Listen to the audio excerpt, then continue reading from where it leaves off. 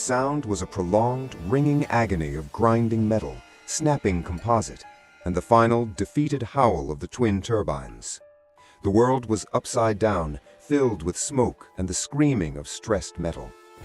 Adam fought the heavy debris pinning him, his already severely wounded body protesting with every movement. He tasted blood and ozone.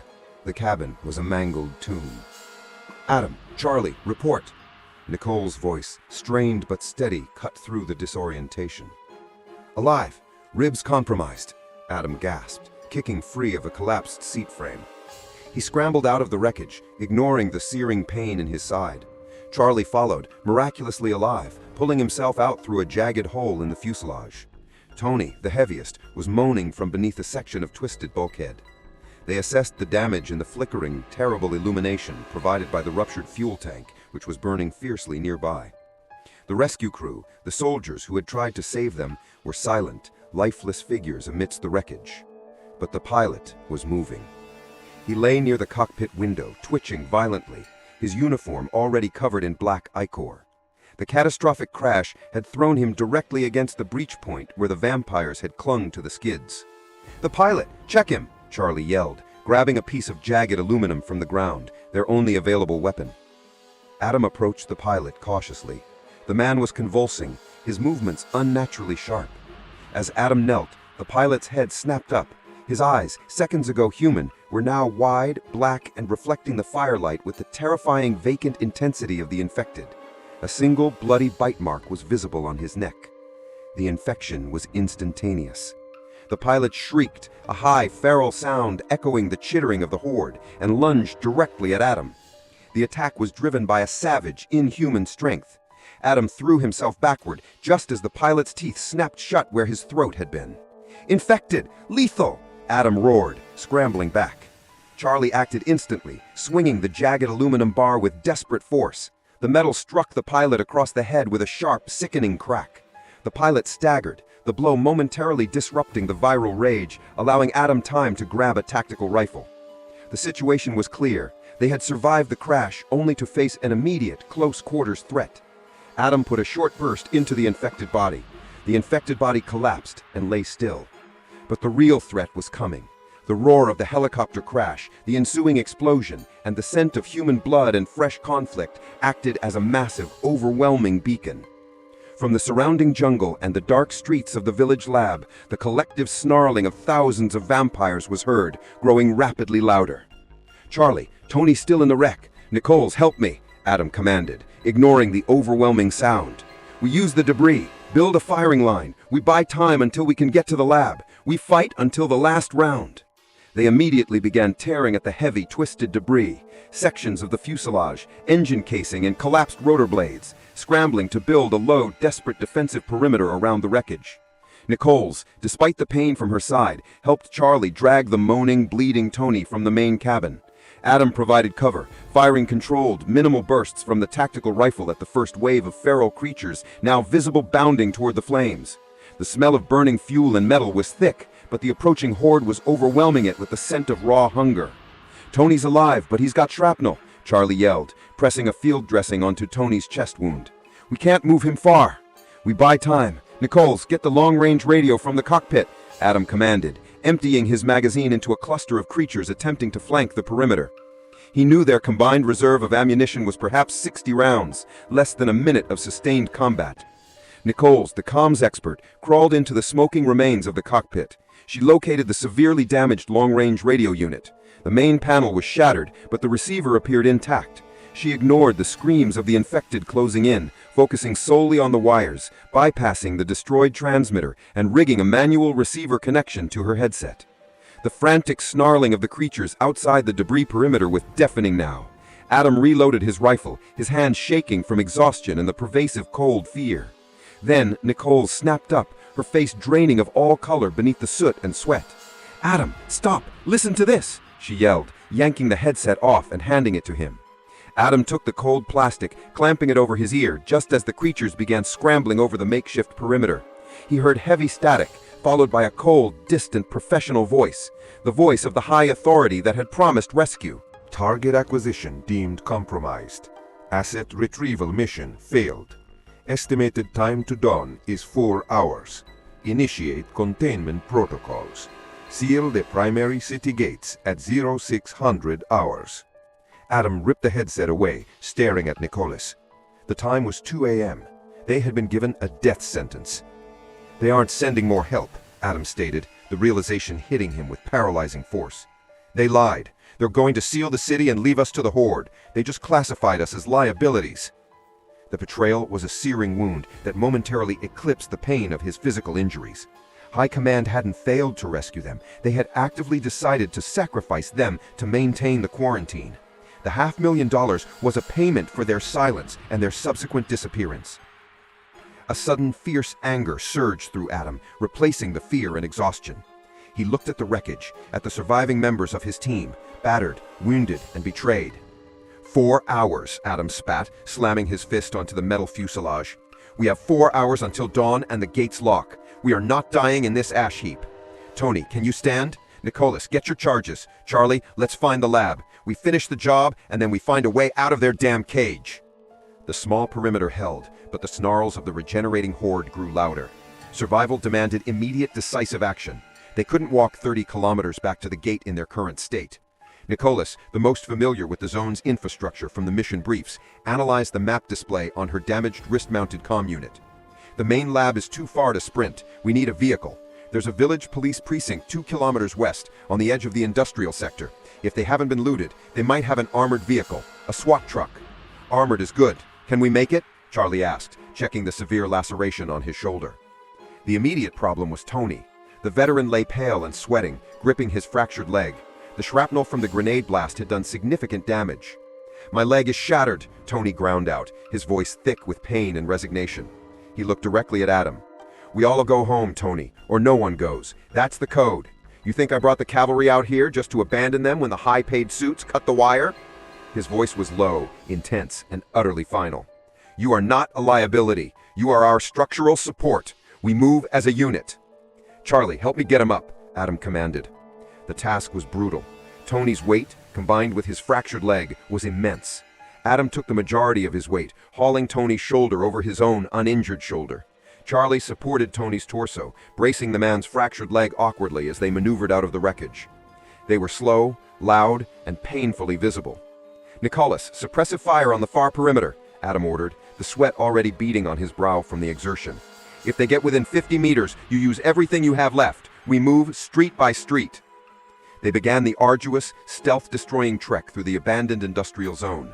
The silence of the night was replaced by the heavy, rhythmic thud, thud, thud of their labored footsteps, the constant metallic scrape of Tony's rifle dragging on the asphalt, and the ragged, painful breaths of the 2 men carrying him. The horde, now sensing the slow, injured prey, immediately responded. Their chittering snarls intensified, echoing off the factory walls. Adam ignored the pain, ignored the fear, focusing only on the agonizing effort of moving Tony's dead weight forward. They had accepted the cost of loyalty, and now the entire mission, their very survival, depended on the strength of their exhausted shoulders. They moved like a single broken machine, supported by Nicholas's expert, disciplined cover fire.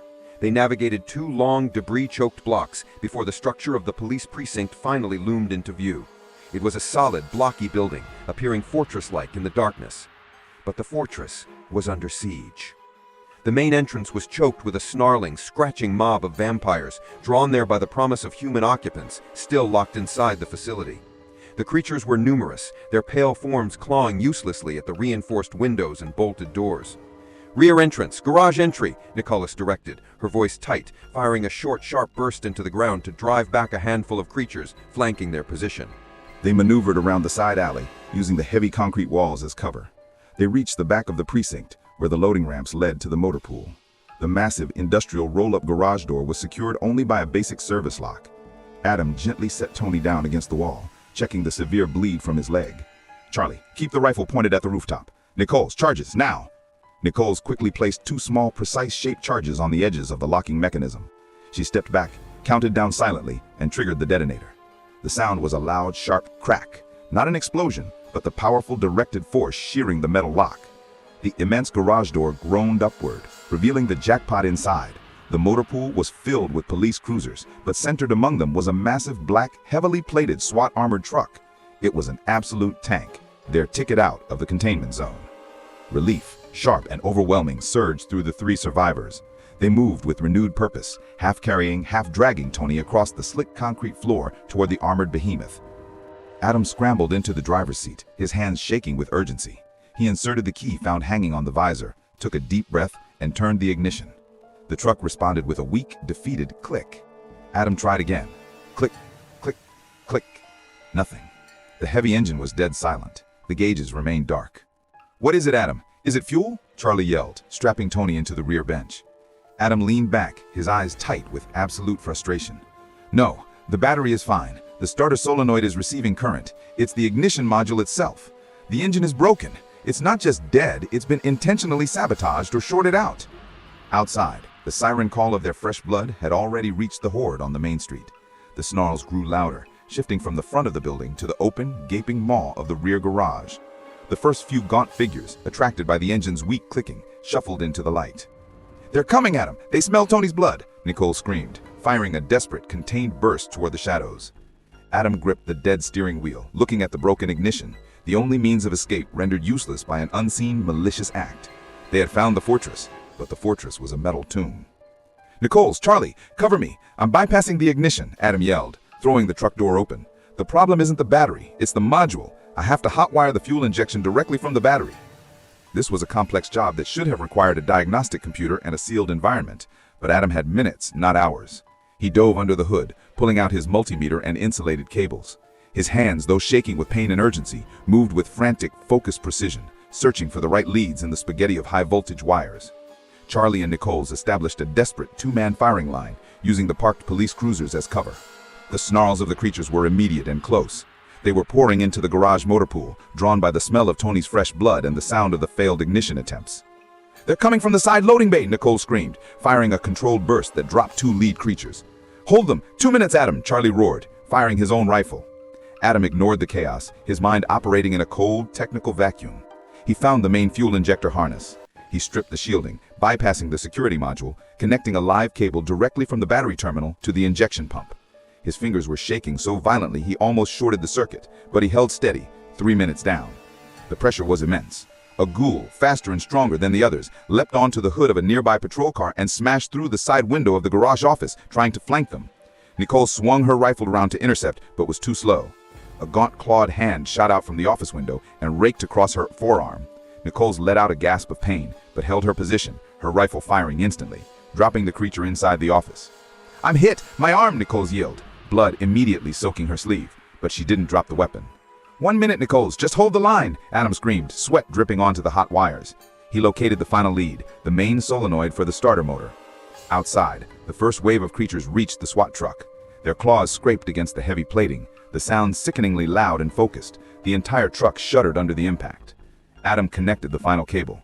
He checked the connection, a crude, volatile bypass that could explode the engine if the timing was wrong. He pulled the last remaining ignition wire and yelled at the top of his lungs, "Now!" The heavy diesel engine caught instantly. It didn't just start, it roared to life with a triumphant, massive boom that shook the entire garage. The sheer noise drowned out the chittering swarm. Adam slammed the truck into reverse, twisting the wheel. "Charlie, get in! We're punching through!" The enormous diesel engine roared, shaking the entire garage. Charlie scrambled into the passenger seat, pulling the wounded Nicholas in after him. Adam threw the transmission into drive and floored the accelerator. The heavily armored SWAT truck became a battering ram. The first wave of creatures that had swarmed the truck's front was instantly pulverized. The vehicle smashed through the remaining police cruisers, shoving them aside like toys, and tore through the front garage doors, the immense force warping the steel frame and sending shards of metal flying. They were out of the precinct, the roaring engine their new shield.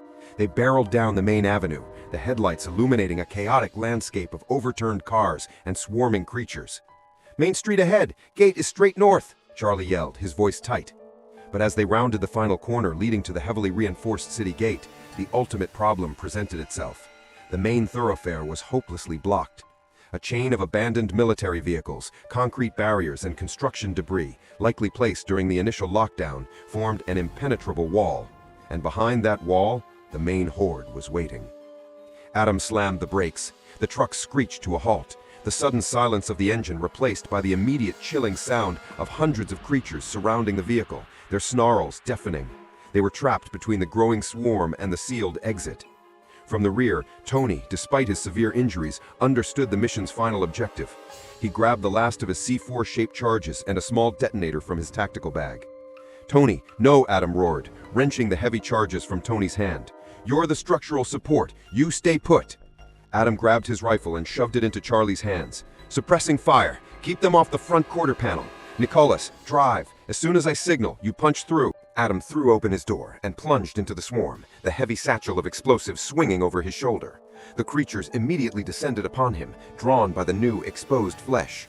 Charlie and Nicholas opened fire instantly, their rifles spitting controlled bursts, dropping the creatures closest to Adam. Adam sprinted toward the blockage, ignoring the lacerations as claws raked his exposed arms. He reached the debris, slammed the shaped charges against the main support beam of the barricade, armed the remote detonator, and scrambled back. He dove back into the cab just as the swarm realized its prey was escaping. "Go! Go! Go!" Adam screamed, throwing the detonator into Charlie's lap and flooring the gas pedal. The truck hurtled toward the blockage. Just as the truck's heavy bull bar hit the first barrier, Charlie slammed the plunger. The explosion was immense, concussive, and blindingly bright. The chemical force vaporized the concrete and steel, tearing a clean, violent path through the barricade. They smashed through the debris field, the heavy truck rocking violently, and burst out onto the cleared zone near the main city gate, leaving the inferno and the screaming, scattered horde behind them. Adam fought the steering wheel, the heavy truck fishtailing violently on the debris-strewn concrete. The explosion had bought them mere seconds. The massive metal gates marking the Zone Theta boundary were visible barely a kilometer ahead. The clock was their final enemy. The sky in the east was rapidly lightening. The deadline for the containment protocol was upon them. Then they saw the betrayal in action. Standing outside the massive steel gates were government welding teams, men in heavy hazard suits, operating industrial torches that spat blinding sheets of white-hot fire. They weren't opening the gates, they were sealing them. The massive reinforced steel panels were slowly grinding inward, their thick welding seams binding them permanently shut. They were seconds away from being locked in forever, sacrificed by the high authority. "They're sealing it! 0600 is here!" Nicholas shrieked from the back, struggling to apply pressure to Tony's wound. Adam shoved the accelerator pedal through the floorboard. The armored truck roared, its diesel engine screaming in protest as it devoured the remaining distance. They were moving at suicidal speed, but the gap between the closing gate panels was shrinking rapidly. "Charlie, the flare gun! The emergency kit!" Adam yelled, his eyes glued to the dwindling opening. "We need to break their concentration!" Charlie scrambled, pulling the heavy, nautical-grade emergency flare gun from the toolkit beneath the seat. "Nicholas, open the top hatch!" Nicholas fought the heavy manual lever, and the armored roof hatch banged open with a pneumatic hiss. Charlie scrambled onto the driver's seat and hoisted himself through the hatch, exposed to the cold morning air. The massive, final grinding sound of the steel gates reaching their near-closed position was deafening. Adam could see the welding teams pulling back, their job almost complete. Charlie raised the flare gun. The sun was cresting the horizon, bathing the entire scene in a brutal, beautiful light. Charlie aimed high and fired the first flare. Whoosh! A bright red streak soared into the dawn sky, followed instantly by a second, then a third. The vivid red plumes exploded above the closing gate, an undeniable, desperate visual SOS against the blinding sunrise. The distraction was effective. The welding team stopped. The soldiers guarding the perimeter flinched, startled by the unexpected spectacle. The main grinding machinery halted. Adam saw the final, terrifying gap ahead, barely wide enough for the truck's bulk. "Hold on!" He aimed the heavy truck directly at the narrow closing space. The vehicle smashed through the final construction debris, scraping hard against the thick, unforgiving steel of the partially welded panels. The sound was a screeching, tearing agony of metal against metal. The cabin was filled with the terrifying sound of friction and bending steel. Then they were through. The truck burst onto the cleared road outside Zone Theta, throwing up chunks of concrete and sparks. Behind them, the massive gate slammed shut, the sound of the metal meeting metal echoing with finality. They had made it out, with mere seconds to spare, leaving the sealed, burning zone and the enraged, trapped welding crew in their wake. Adam drove them another half-kilometer before he saw the sight he had fought all night for.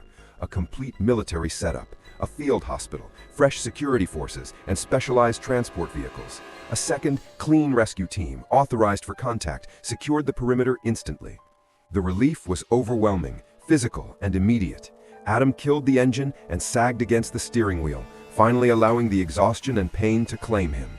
Medics swarmed the vehicle. Charlie, his face pale, helped pull the severely wounded Tony out. Tony was immediately stabilized from massive blood loss and a critical leg fracture. The medic working on him grimly confirmed an immediate need for surgery. Nicholas was treated for a deep forearm laceration and a likely broken arm sustained during the earlier fight. Adam and Charlie were assessed for multiple lacerations, broken ribs, and severe exhaustion. The mission was over. The sample kit, secured by Charlie, was carefully handed over to a biocontainment specialist. The data Adam had fought for was intact. Days bled into weeks at the secure military hospital. The news eventually filtered through. The blood samples and medicine Adam retrieved were successful. An antidote was rapidly synthesized and mass-produced. Zone Theta, once a city of feral predators, was slowly, painfully being cured. The mission had been a success, secured by the brutal courage of 4 people. 2 months later, Adam, Charlie, and Nicholas sat in the sterile office where the contract began. The massive payment, the $500,000, was finalized. "It's done," Adam stated, looking at the bank transfer document. The high authority kept their word. Nicholas, her arm still in a brace, spoke first. "We didn't do this for the money, Adam. We did it for the people they were going to abandon." Charlie nodded, his voice firm. "We saw what happens when the suits treat human lives as liabilities. We're not keeping it all." They made a silent, unanimous decision. They immediately executed a transfer, dedicating 50% of the entire payment to a recovery fund for the victims of Zone Theta, the newly cured civilians who had to rebuild their lives. They split the rest. The moral victory was worth more than the cash. The final scene was quiet. Adam and Charlie stood outside their remote cabin, their new fully equipped 4x4 truck gleaming under the weak winter sun, a direct replacement for the vehicle they lost. They were battered, scarred, physically weaker, but fundamentally whole. Adam climbed into the driver's seat. He looked at the vast, silent woods, no longer seeing just a threat, but a community they had fought to save. "We broke every rule to get them out. Would you have left Tony behind? Tell me in the comments. If you want to see our next contract, subscribe now."